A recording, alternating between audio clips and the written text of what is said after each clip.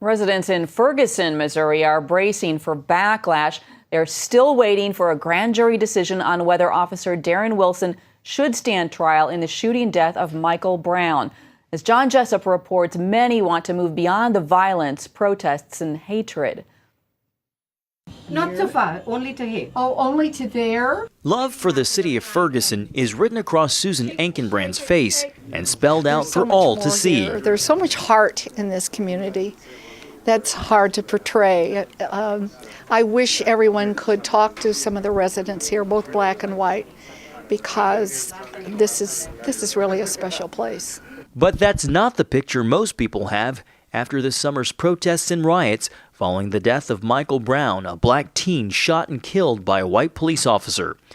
Former Mayor Brian Fletcher started the I Love Ferguson campaign, in part to change the city's public perception. But it's not just the city's reputation that's taken a hit. The local economy has too. Fletcher's campaign is also helping area businesses beaten and broken down during the riots.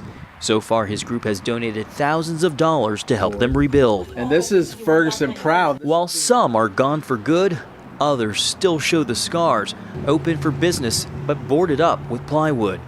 Fletcher blames those he calls professional protesters for stirring up trouble. Very few Ferguson residents have been arrested as a result of the unrest. Not that we don't have any residents that are protesting, we do, but they're being the peaceful protesters. They're not causing the problems. Rick Canamore is one of the peaceful. He's protested across the street from the police department since August and says justice doesn't demand violence. I think that we can do the civil disobedience, and we can protest, and we make our voices be heard without, tearing down the city. As someone who's familiar with the city's history, Fletcher acknowledges the problems and disparities between whites and blacks, but he says others are projecting national problems onto one St. Louis suburb of 20,000. They're using this as an example of what injustice has been done to African Americans throughout history. And I certainly can understand and agree with some of those, but the back of Ferguson I don't think is large enough to handle all the problems of the nation.